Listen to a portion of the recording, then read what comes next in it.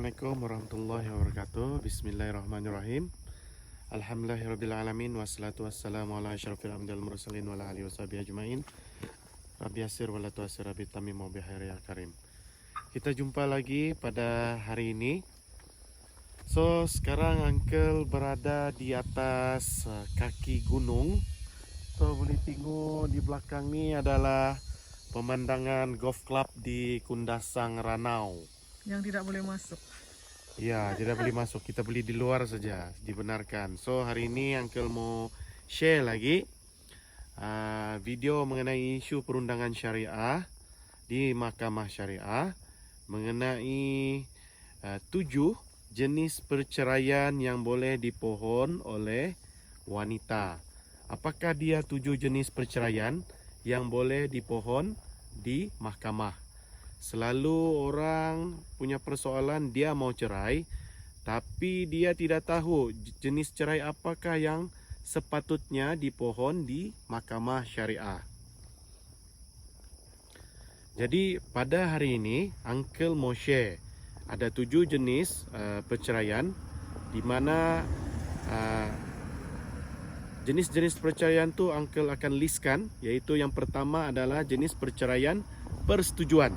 Okey, di mana perceraian persetujuan ni adalah suami isteri itu bersetuju untuk melakukan perceraian disebabkan oleh sama-sama mau bercerai. Jadi itu adalah jenis perceraian yang pertama. Yang kedua adalah jenis perceraian melalui hakam. Apakah cerai melalui hakam ni? Apabila permohonan perceraian tidak berjaya di peringkat perceraian biasa ataupun permohonan perceraian, maka mahkamah akan menasihatkan perceraian ni melalui perceraian hakam apabila tidak berlakunya persetujuan perceraian di antara pihak-pihak. Itu adalah perceraian melalui hakam, di mana hakam ni akan dilantik hakam pihak-pihak di kalangan ahli keluarga maupun di kalangan hakam tu pegawai mahkamah sendiri. Itu adalah perceraian melalui hakam. Manakala perceraian yang ketiga, ini yang agak famous sikit, yaitu cerai fasah.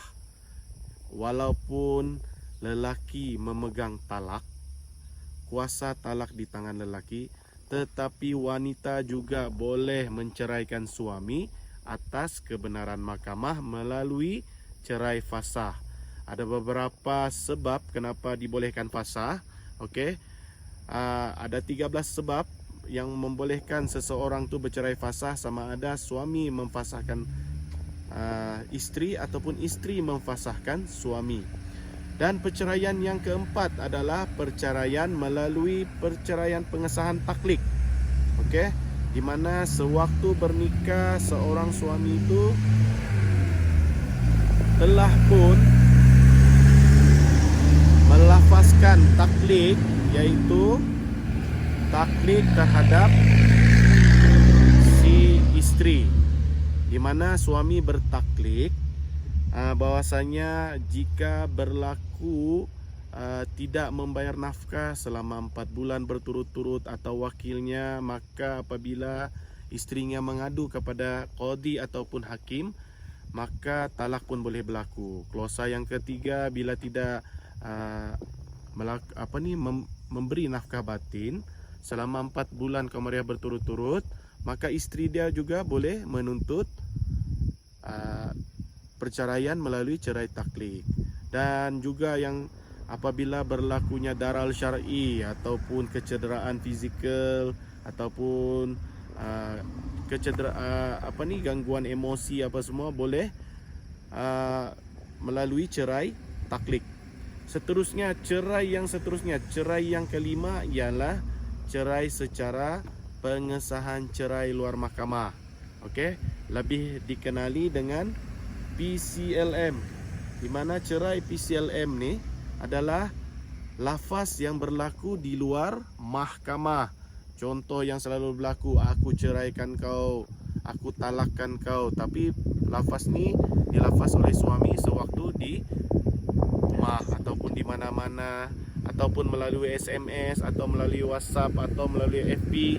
Cerai-cerai lafaz di luar daripada mahkamah ni dianggap cerai luar mahkamah dan perlu didaftarkan ke mahkamah syariah. Dan cerai yang seterusnya, yang keenam, apakah perceraian yang keenam? Yaitu perceraian huluk ataupun lebih dikenali dengan cerai tebus talak, di mana seorang isteri sanggup membayar amount tertentu terhadap suaminya untuk suaminya melafazkan cerai. Yang ini dikategorikan sebagai tebus talak ataupun cerai huluk. Dan yang terakhir adalah cerai li'an, di mana si suami menuduh istrinya melakukan zina ataupun melahirkan atau mengandungkan yang bukan anaknya. Ini adalah cerai li'an. Okay? So semua tadi itu Uncle sudah explain. Pilihlah apa jenis perceraian yang bakal kamu gunakan di mahkamah syariah. Jangan saja mau pergi mahkamah untuk bercerai tapi tidak tahu apakah jenis cerai yang perlu kamu pohon. So dalam 7 jenis cerai itu, siapa yang akan menentukan cerai mana satu yang paling sesuai? Sebenarnya pemohon tu sendiri yang menentukan. Kita kena tahu fakta kes. Kalaulah ada persetujuan dua-dua, maka perlulah dia memohon cerai persetujuan. Tapi apabila berlakunya contohnya tidak dibayar nafkah selama 4 bulan berturut-turut, maka seorang isteri itu bolehlah mohon cerai secara taklik. Tapi apabila contoh berlakunya culas membayar nafkah, contohnya 3 bulan tidak bayar tapi dia bukan setiap bulan, dia boleh buat cerai secara fasah. So kena tahu kategori cerai itu yang mana satu yang bersesuaian dengan fakta kes seseorang itu. Apa jadi kalau dia tersalah pilih jenis perceraian tu, ataupun bukanlah dia ada pengetahuan kan?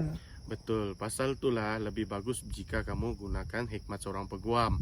Tapi kalau insist juga mau bercerai secara permohonan sendiri di mahkamah, inilah yang terjadi apabila silap permohonan cerai itu akan menjadi lebih lambat. Sepatutnya kamu bercerai dalam masa 4 bulan, 5 bulan akan jadi setahun. Sebab apa? Silap pohon. Apabila silap permohonan perceraian, maka itulah kesannya perceraian tu akan diproses lambat.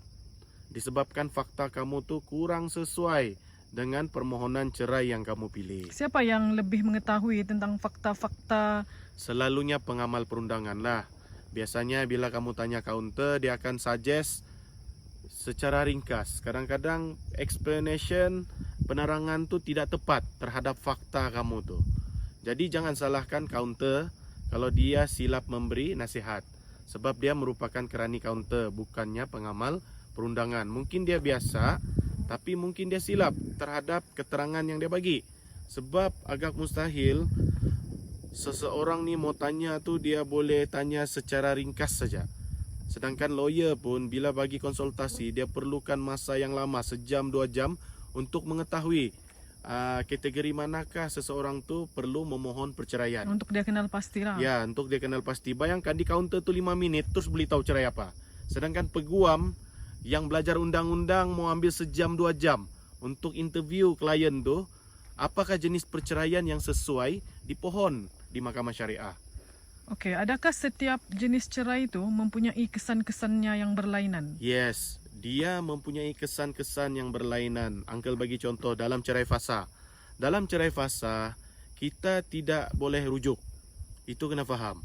So maksudnya apabila seorang suami isteri itu ingin bersama semula, di dalam cerai fasah dia perlu nikah semula.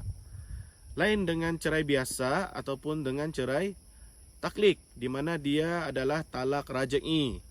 Biasanya bila bercerai dengan fasah, dia bukan talak raj'i, dia talak bain. Kita kena faham talak bain, perbezaan antara talak bain dan talak raj'i.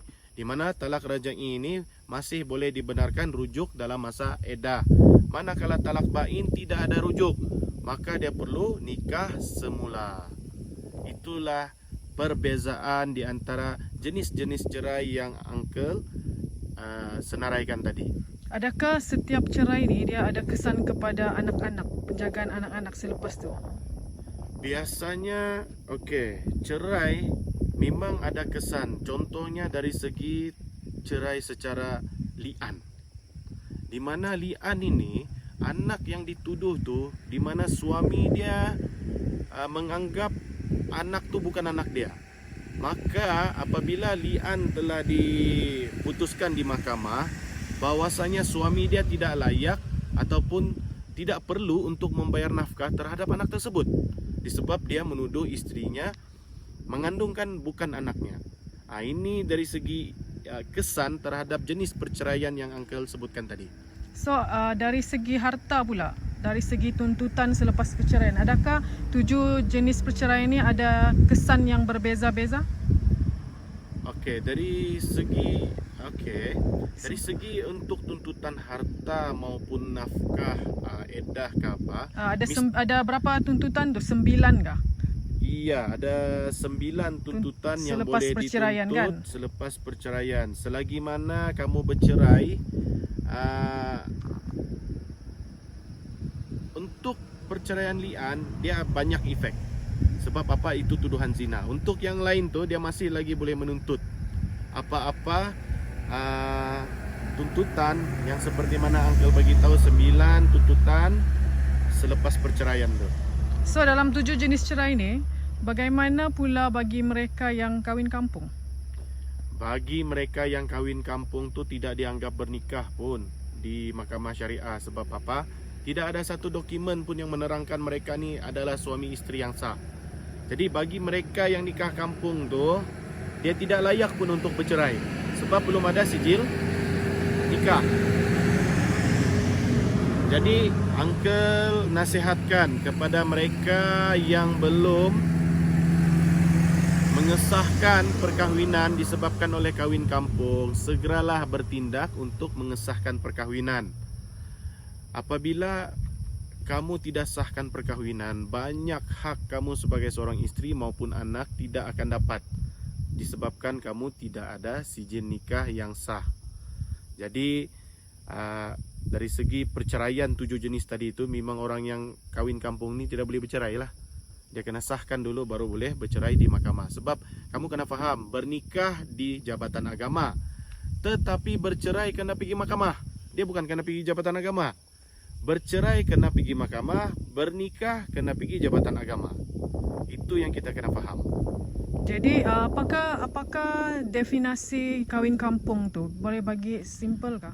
Kahwin kampung ni orang yang nikah tanpa kebenaran Jabatan Hal Ehwal Agama Islam Negeri Sabah. Tiada pun dokumen diisi, tidak dinikahkan oleh imam bertauliah. Dia nikah kampung-kampung, maksudnya nikah dengan imam yang tidak bertauliah. Tiada isi borang, tiada borang tu sebenarnya perlukan ada tapisan AIDS tu, HIV, tapisan terhadap status pasangan masing-masing, di mana isteri diwajibkan berstatus bujang, suami ditetapkan apa status sekiranya sudah berkahwin, maka pernikahan dia itu dianggap berpoligami. Sebab semua ni perlukan satu dokumentasi yang didaftarkan di jabatan agama dan dinikahkan pula dengan juru nikah yang bertauliah yang telah dilantik oleh jabatan agama. Contohnya kalau di Sabah tu senario macam mana yang kahwin kampung tu? Selalunya yang kahwin kampung ni yang nikah tanpa ada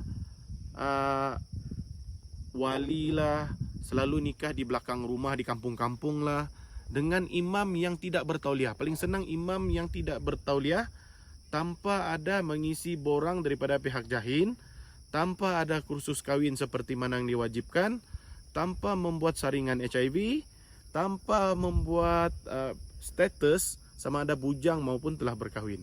Adakah berkahwin di luar negara, tidak kira lah Thailand kah, Filipina kah, adakah itu dianggap kahwin kampung? Tidak, itu dianggap kahwin di luar negara. Tapi masih salah seandainya dia ada memohon kebenaran daripada jabatan agama. Pasangan tersebut masih wajib untuk mendaftarkan perkahwinan di luar negara di dalam tempoh 6 bulan. Seandainya dia gagal mendaftarkan perkahwinan tersebut, dia dianggap telah melakukan satu kesalahan jenayah syariah.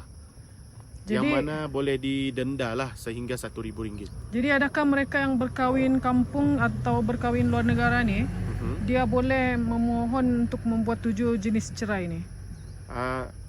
Sebelum dorang memohon perceraian, dorang wajib mendaftar atau mengesahkan dulu perkahwinan mereka. Orang yang kahwin luar negara, biarpun kahwin Thailand ataupun kahwin kampung, mereka diwajibkan untuk membuat pengesahan nikah di mahkamah syariah. Di tempat derang bermastautin kan? Yes, di mana tempat dorang bermastautin. Contoh kalau dorang bermastautin di Papar, dorang kena buat di Papar. Tapi bagi mereka yang berpoligami, perlu buat pengesahan di Mahkamah Tinggi Syariah.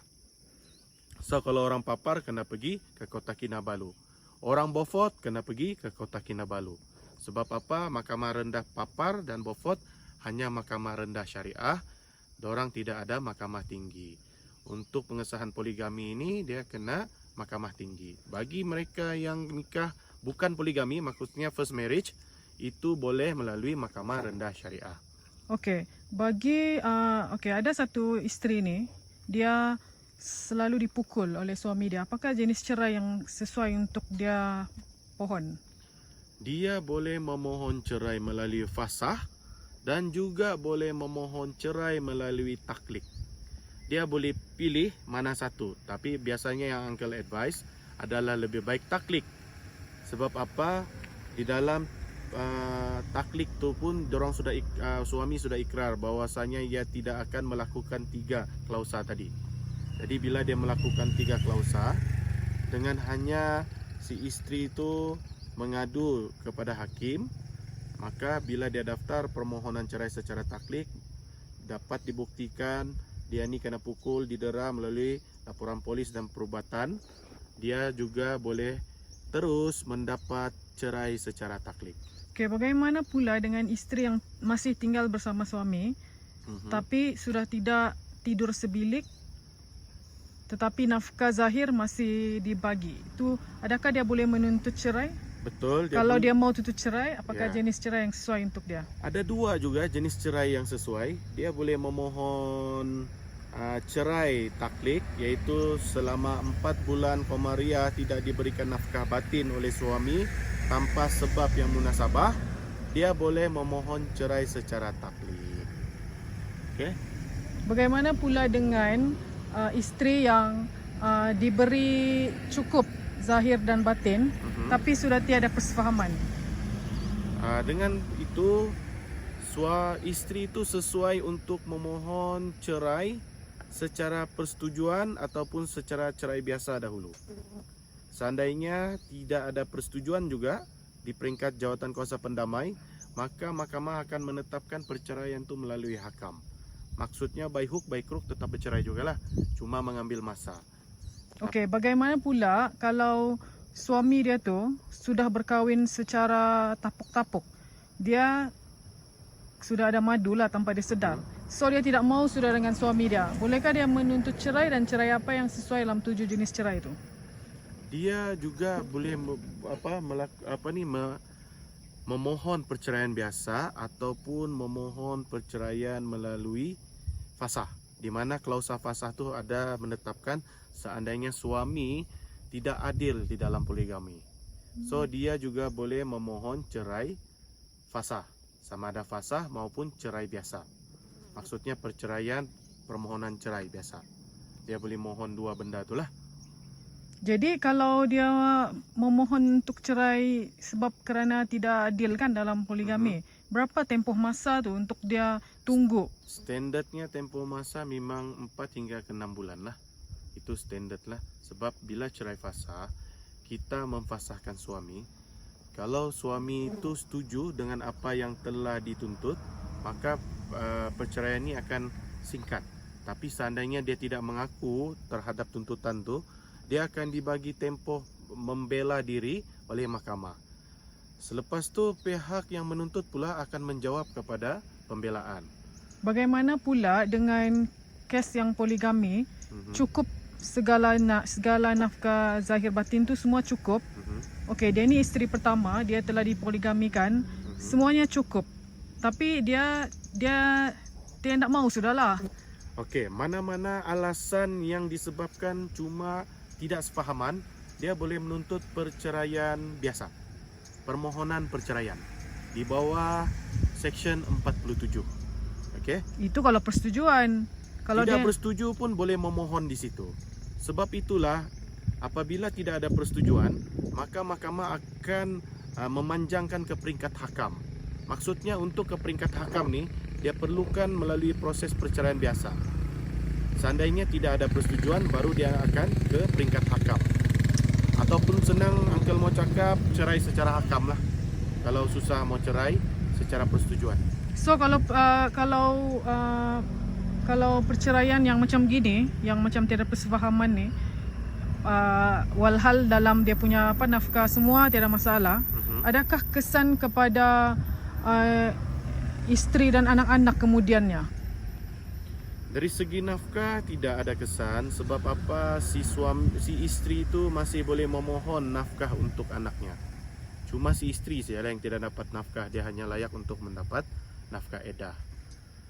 Dari segi nafkah isteri sudah terputuslah apabila berlaku perceraian.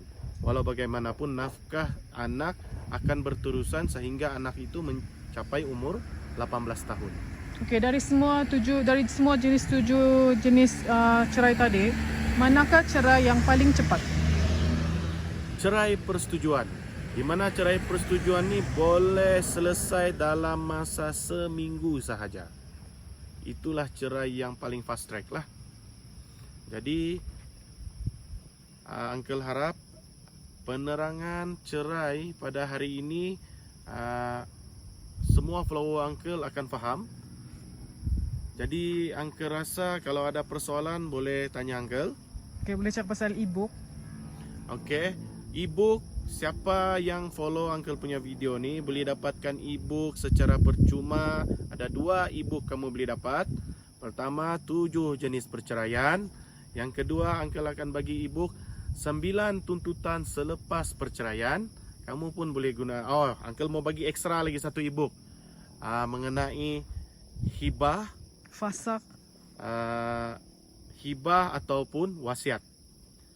Untuk yang mengenai fasah pun kamu boleh dapatkan e-book, taklik pun kamu boleh dapatkan e-book. Okey, kamu boleh minta e-book secara percuma, cuma type e-book, apa jenis e-book yang kamu minta. Kalau perceraian, tapi kena bagi tahu nama penuh dan daerah bermastautin. Ini kadang-kadang bagi nama samaran. So, nama samaran uncle ndak mau layan lah bagi e-book. Bagi nama betul lah. Apa nama samaran dia bagi? Kadang-kadang Gaban lah. Serius?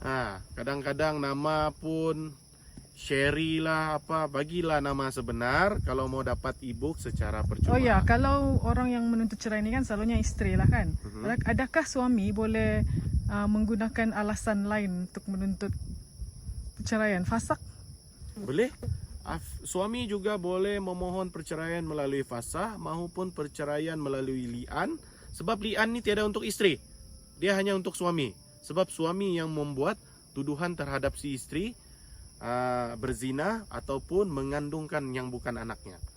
Kalau li'an tu dia ada kesan kepada anak lah nanti kan? Betul, anak tu bukan anak dia lah. Okey, sebab dorang dua-dua ni akan disuruh bersumpah di mahkamah terhadap sumpah li'an Jadi tersebut. pembuktian dia dari sumpah tu je lah? Dia cuma melalui sumpah saja, sumpah di antara dua belah pihak. Okey. So, Jadi uncle harap sharing uncle pada hari ini akan memberi manfaat kepada semua followers. Ingat, ini bukan iklan, ini bukan konsultasi, cuma sharing info, berkongsi ilmu kepada terhadap keluarga Islam di Sabah. Supaya kita semua celik syariah. Okey, uncle ucapkan Assalamualaikum warahmatullahi wabarakatuh. Kita jumpa lagi.